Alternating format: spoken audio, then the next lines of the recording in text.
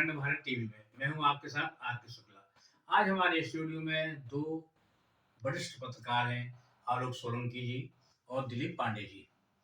तो सबसे पहले तो मैं नमन करूंगा कि करपात्री जी का आज के ही दिन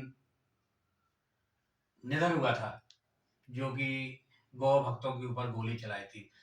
और एक आज बागेश्वर धाम की जो यात्रा थी, पैदल पद यात्रा, तो उसके बारे में मैं जानना चाहूँगा आलोक जी से कि जो यात्रा है इनकी, कुछ माँगे लेकर के चले हैं, तो ज़रा आप उस पर फोकस डालिएगा, क्या है वो? जी, सबसे पहले तो परम पूजनीय, प्रातःस्मरणीय, अमर बलिदानी पूज्य करपात्री जी महाराज जी के चरणों में कोटि-कोटि नमन, विनम्र श्रद्धांजलि।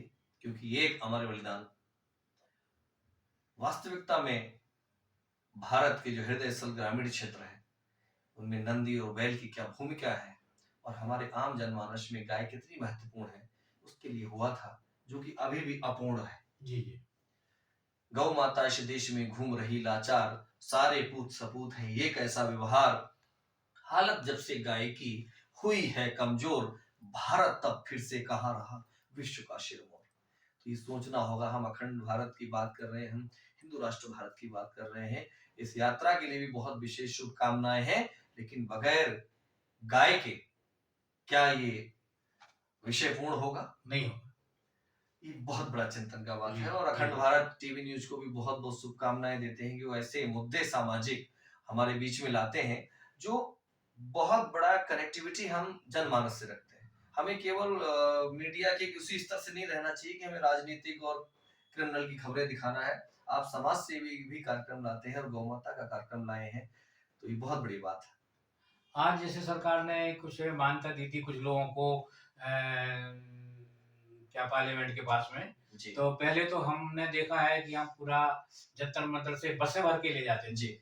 इसके बाद मेरे ख्याल से 40 लोगों का या 20 लोगों का बिल्कुल। आखिरकार क्या बाबा साधु लोग वहाँ उपद्रव करते हैं क्या? ऐसा तो कुछ नहीं है। ये बहुत ही दुर्भाग्यपूर्ण विषय है जिसको हम बहुत ही आज निंदा करते हैं कि हमारे अमर बलिदानी संत के लिए जिनका वैभव कोई छुपा नहीं है जी, और जी। उनके तत्वावधान में आज एक बड़ा आंदोलन चल रहा है। 20 लोगों की परमिशन दी गई, उसमें से भी 5 कर 10 फिर 5 हमारे सिविल लाइंस शंकराचार्य जी के यहाँ से जब मुझे सुबह सूचना प्राप्त हुई कि हमने बाकायदा डीसीपी को लिखित में परमिशन के लिए बोला, तो पहले 20 लोगों के लिए मैं बाउंड किया, फिर 10 फिर 5, जो कि बहुत ही चिंतनीय है।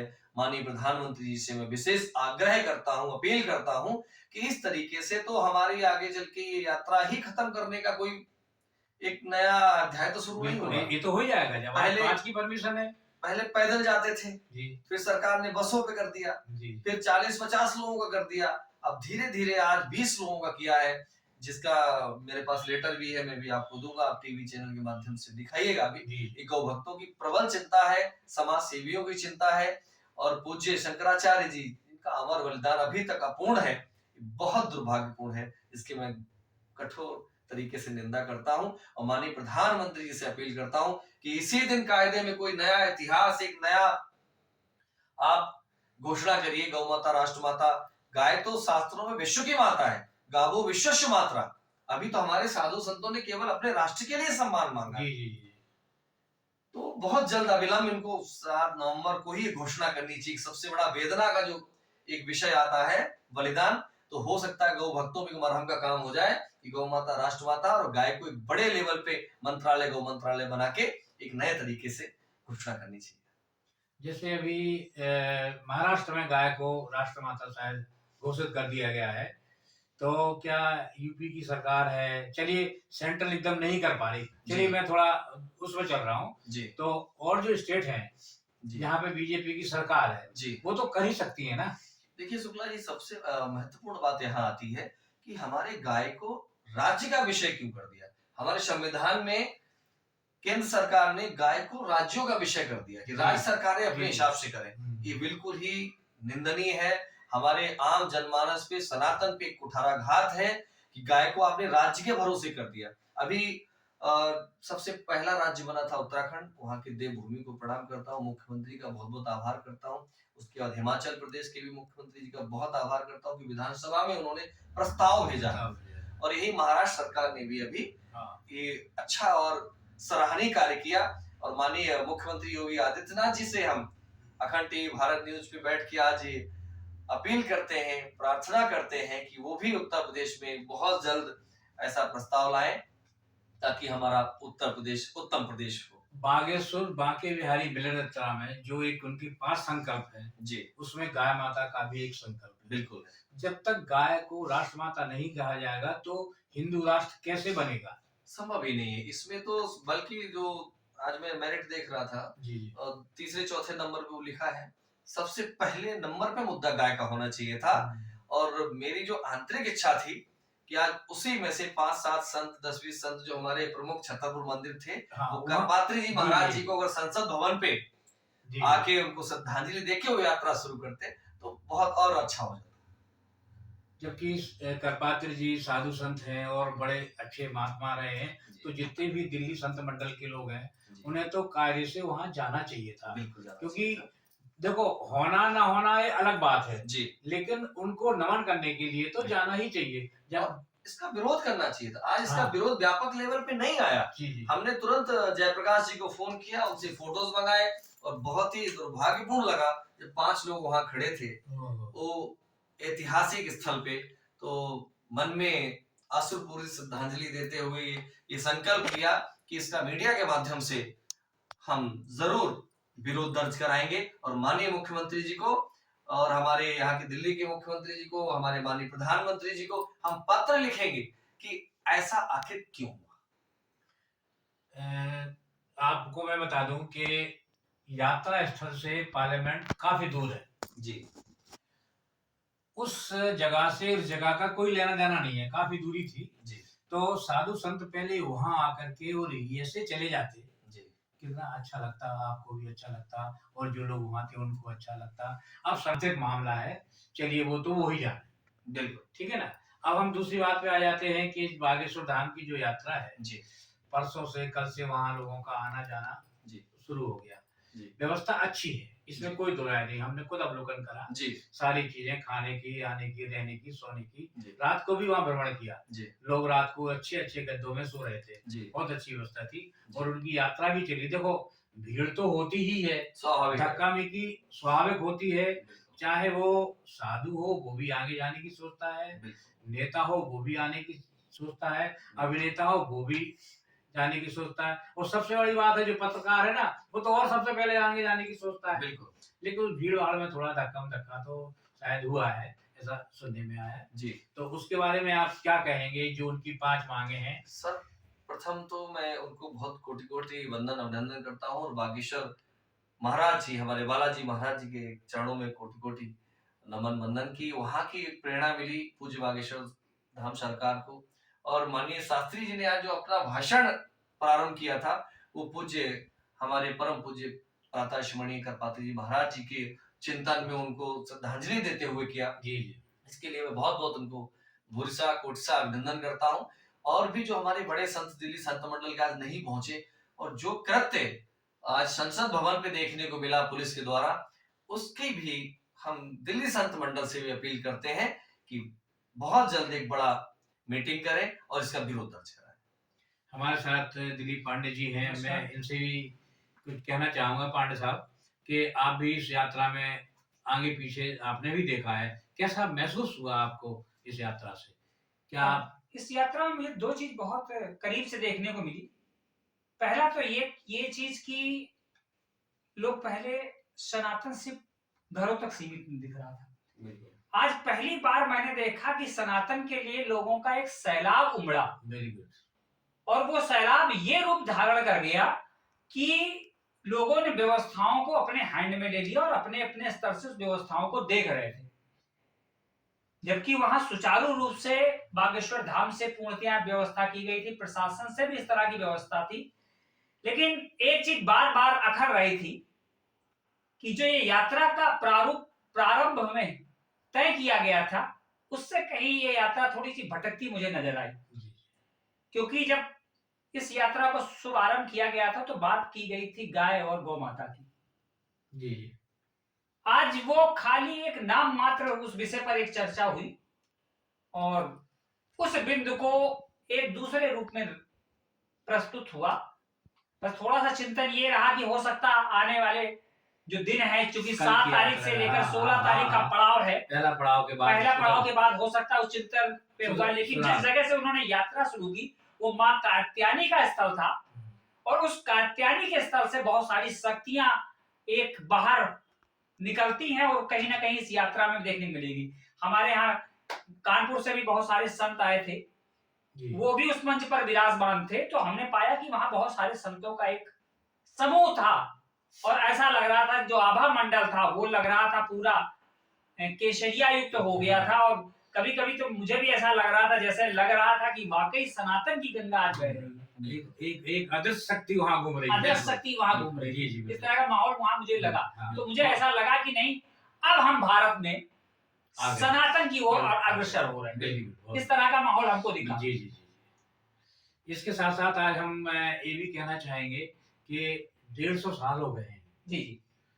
और वंदे मातरम के गीत क्योंकि वंदे मातरम शब्द का जैसे ही हमारे हृदय में आता है तो हमारे जो रोंगटे हैं वो खड़े हो जाते हैं। जी जी और जो वो गीत है वंदे मातरम सुजलाम सुफलाम मलयति शीतलाम शस्य श्यामलाम मातरम वंदे, तो ये जो ओज पैदा होता है वो एक अपने आप में लगता है कि एक परिवर्तन दिखता है। आज 150वीं वर्षगांठ है इसकी और जब मैंने प्रारंभ किया था तो मैं भी उस इलाके से आता, तो जहां वंदे मातरम बोलने में मुझे बहुत सारी दिक्कतें होती थी, तो मैंने तो अपना बचपन का स्लोगन ही बना रखा था कि मैं किसी से नमस्कार करूंगा तो वंदे मातरम ही बोलूंगा। बहुत बढ़िया। और धीरे धीरे वो वंदे मातरम आज एक बहुत बड़ा बृहद रूप ले लिया, तो मुझे ऐसा लगता है जैसे कहीं ना कहीं जो कल्पना मैंने की थी वो आज वो साकार होती हुई दिख रही है।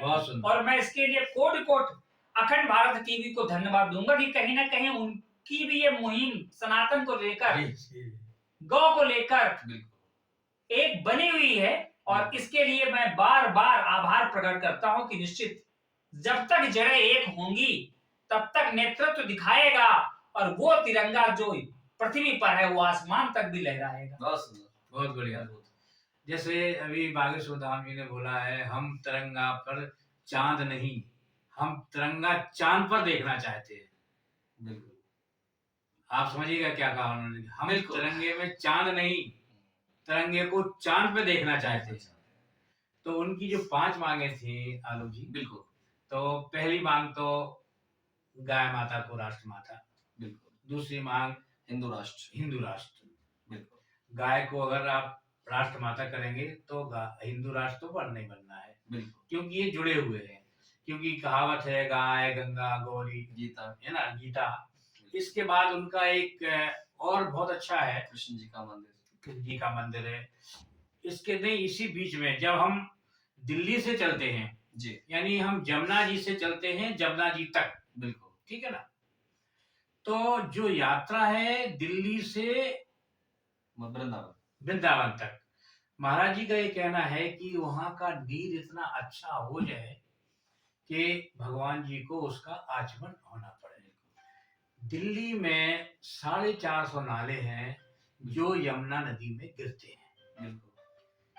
सरकार जो भी कुछ कर रही है तो सबसे पहले सरकार को उस गंदगी को दिल्ली से हटाना चाहिए, यानी उन नालों का इंतजाम करना चाहिए, क्योंकि जो गंदगी गिरे वो यमुना जी में ना गिर करके नाले में गिरे। दोनों तरफ नाले बने, नाले में गंदगी गिरे, वो पानी आए दोबारा साफ होकर के खेत में आए और भी कई जगह उस तरीके का वो हो। तो जो यात्रा हमारी हो रही है यहाँ से वहां तक की जी, तो जब तक हमारी गंगा जमुना जी दिल्ली में साफ नहीं होगी तो वृंदावन में साफ पानी कहाँ से मिल जाएगा? आप बताएं जरा इस बारे में। बिल्कुल, हमारा देश ऋषि और कृषि परंपरा का प्रधान देश रहा है, संवाहक देश रहा है। और ये बहुत ही अच्छा क्वेश्चन है क्योंकि हम फरीदाबाद से और दिल्ली के बीच का जो एरिया देख रहे हैं, जी। सबसे ज्यादा प्रदूषण वही है, यहीं पे है। हमारे माननीय मुख्यमंत्री आदित्यनाथ जी ने जब भी प्रयागराज का हुआ था, टेनरियों को बिल्कुल प्रॉपर बंद करा दिया था कानपुर का। तो दिल्ली के माननीय मुख्यमंत्री जी भी गौ भक्त हैं, उनको भी बहुत बहुत नमन वंदन अभिनंदन, और उनसे मैं उम्मीद करता हूँ कि उनके आने के बाद जो एक्शन देखने को मिल रहा है, बीच में कुछ आम आदमी पार्टी के भी लोग वहां गए, तो बहुत शर्मनाक उन पे फिर कमेंट हुए कि आपने तो यमुना सफाई के नाम पे आप दिल्ली में आए थे, बिल्कुल आप गरीबों के लिए आए थे झुग्गी झोपड़ी हटाने, आप फ्री की रेवड़ियां बांट बांट के आपने युवाओं को एक तरीके से जीवन बर्बाद कर दिया, आपका हॉटस्पॉट वाईफाई चालू नहीं हो जी पाए। जी जी जी। अब चिंतन करने जा रहे हैं कि बीजेपी क्या कर रही है।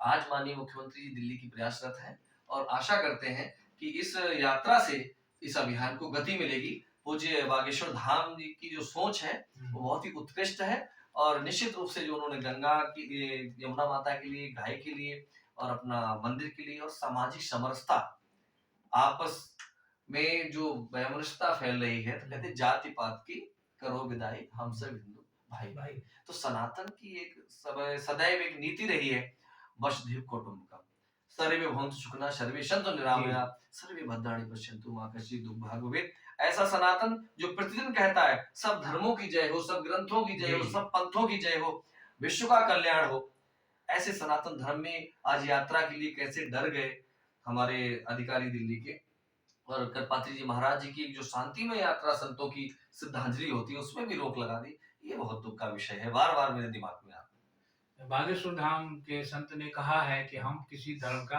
विरोध नहीं कर रहे हैं, बिल्कुल ठीक है ना, क्योंकि हमारे सनातन में क्या है, सनातन किसी का विरोधी नहीं है, बिल्कुल वो तो केवल अपने धर्म की बात कर रहा है बिल्कुल। भाई, कि भाई हम अपने धर्म के लिए आगे बढ़ रहे हैं, बिल्कुल हम अपने हिंदू को एक कर रहे हैं। बिल्कुल। इसमें भी कुछ संतों के कुछ किंवदंतियां हैं जो लोग कह रहे हैं कि वो तो किसी ने ये भी कहा है कि वो बीजेपी के लिए कर रहे हैं, ये किसी ने भी शुक्ला कहा जी, है, इसको बहुत सारी बातें हैं। इसको देखो मैं- कहने वाले का कहते हैं कि मुंह नहीं पकड़ा जाता है, बिल्कुल, बिल्कुल। कौन क्या कह रहा है ना। कुंठित मानसिकता है, हाँ। ये बिल्कुल नहीं होनी चाहिए। हाँ, क्योंकि एक तो सबसे बड़ा है हिंदू राष्ट्र में लोग ये समझ रहे हैं कि हिंदू ही रहेंगे, कोई बहुत बड़ा वो हो जाएगा, ऐसा नहीं है। जी जी जब अन्य हमारे धर्मों की 40-40, 50, 200 देश, 150 देश है, तो अगर एक हिंदू राष्ट्र की मांग हो रही है, इसमें कतई कोई बुराई नहीं है, और ऐसा भी नहीं है कि वहाँ और कोई अन्य धर्म नहीं रहेंगे। ये बहुत ही ब्रॉड सब्जेक्ट है, संत कई बार इसको क्लियर कर चुके हैं कि सभी रहेंगे, प्यार से रहेंगे, लेकिन कम से कम हमारे 1-2 देश तो बनते ही हैं जहाँ पे हम बाहुल्य हैं, वहां पे अगर हिंदू विरोधी गतिविधि भारत होती है हिंदू तब- राष्ट्र हो, भारत हिंदू राष्ट्र हो, इस पे क्या कहेंगे आप? भारत को हिंदू राष्ट्र होना चाहिए क्योंकि विश्व में सनातन संस्कृति यहीं से उत्पन्न हुई और पूरे संसार में जाकर व्याप्त हो गई अलग अलग तरीके से। अगर ये केंद्र बिंदु जी बदल जाएगा या रुक जाएगा या इसमें एक ठहराव सा आएगा तो निश्चित कहीं ना कहीं सनातन का भी ठहराव होगा। इसलिए मैं तो यही चाहता हूं कि निश्चित भारत एक हिंदू राष्ट्र हो और विश्व पटल पर जिस तरह उसे विश्व गुरु की पदवी प्राप्त थी, जिस तरह वो नेतृत्व कर रहा था, आज इस आधुनिक युग में जिस तरह भारत में बहुत सारे लोगों ने, मैं उनके नाम नहीं लेना चाहता, उन्होंने जिस तरह से प्रतिबंध लगाए, चाहे वो तकनीकी रूप से, चाहे वो मानसिक रूप से, चाहे वो आर्थिक रूप से लगाए, लेकिन फिर भी भारत ने सिद्ध किया कि मैं सोने की चिड़िया हूं, मेरी तकनीक विश्व स्तर की तकनीक है, हम हैं तो तुम हो, तुम हो तो मैं नहीं हूं। इसलिए भारत में इसका होना अति आवश्यक है और ये कायदे से होना ही चाहिए। महाराज जी का एक और मांग थी कि वृक्ष लगाने की है ना, आओ पेड़, हमारा भी एक नारा है, आओ पेड़ लगाएं हम, सांसें हो रही हैं कम। हमारा 100 करोड़ का मिशन है, 100 करोड़ पेड़ लगाने का, तो हमारे लोग काम कर रहे हैं, हमसे पेड़ भी लगा रहे हैं। एक मैं आपसे पूछना चाहूंगा, क्या गुरुकुल व्यवस्था फिर से आना चाहिए? निश्चित आनी चाहिए, क्योंकि गुरुकुल व्यवस्था से हमको 4 चीजें मिल रही थी प्रारंभ में। एक तो शरीर, सबसे पहला हमारा शरीर स्वस्थ था, दूसरा हमें मानसिक शक्ति सबसे ज्यादा प्रदान थी, क्योंकि मनुष्य जो कार्य कर रहा है वो मानसिक इस आधुनिक युग में पजल है। तीसरा, उस व्यक्ति को भविष्य के लिए चिंता नहीं होती थी। वो जो गुरुकुल पद्धति थी, वो पद्धति अपने आप में सर्वश्रेष्ठ थी, क्योंकि गुरुकुल में ही उस शून्य की खोज हो चुकी थी। जी इसीलिए अगर आप नालंदा विश्वविद्यालय जाएं, तो मैं तो नालंदा विश्वविद्यालय गया हूं, मैंने वहां देखा है कि वहां महीनों तक पुस्तकों को, हमारे लेखों को, हमारी प्रतिलिपियों को जलाया गया है और वो खंडहर बोलते हैं। वहां जिस तरह व्यवस्था थी कि 10,000 विद्यार्थी और उन 10,000 विद्यार्थियों के साथ 5,000 शिक्षक किस तरह आमने सामने रहते थे, उनका खान पान किस तरह होता था, तो वहां कई विद्याएं इस तरह सिखाई जाती थी। अगर ये गुरुकुल पद्धति भारत में लागू हो जाएगी तो मैं कह रहा हूं भारत नहीं पूरे विश्व को इससे जो लाभ मिलेगा और जो विश्व का ये ऑरा है वो अपने आप बदल जाएगा। बिल्कुल। क्या संस्कृत स्कूल में पढ़ाई जानी चाहिए? देखिए, संस्कृति के नाम पे हमारे संस्कृत के नाम पे बाहर विदेशों में एयरपोर्ट है। हमारी संस्कृत कंप्यूटर पे सबसे फास्ट भाषा है। जी जी। हमारी संस्कृति ने ही पूरे संपूर्ण विश्व को एक जो मंत्र दिए हैं, मूल मंत्र दिए हैं जीवन के, पंथ भले आज अनेकों बन में है लेकिन आदि अनादि सनातन है, सनातन रहेगा, सनातन था, है, रहेगा। तो संस्कृति भाषा वास्तविक में एक ऐसी भाषा है, ग्रामर को ले लें अगर इधर उधर हम लोग कर्ता क्रिया कर्म अगर कर दें तो ग्रामीण में इनकरेक्ट हो जाएगा, करेक्ट को भी जरा सा गड़बड़ हो गया तो गलत हो जाएगा। लेकिन संस्कृत में हम किधर को भी कर्ता क्रिया कहीं भी लट लोट लगा कहीं कुछ प्रयोग करते हैं तो संस्कृत एक बहुत सुलभ सुखद और बहुत ही वैज्ञानिक भाषा है, साइंटिफिक भाषा है। इस पर आप रिसर्च देख रहे हैं जी, जी, और जी। इस पर रिसर्च होना चाहिए। आज का विषय यहीं तक है, आगे फिर मिलेंगे। देखते रहिए अखंड भारत टीवी। धन्यवाद। नमस्कार, धन्यवाद।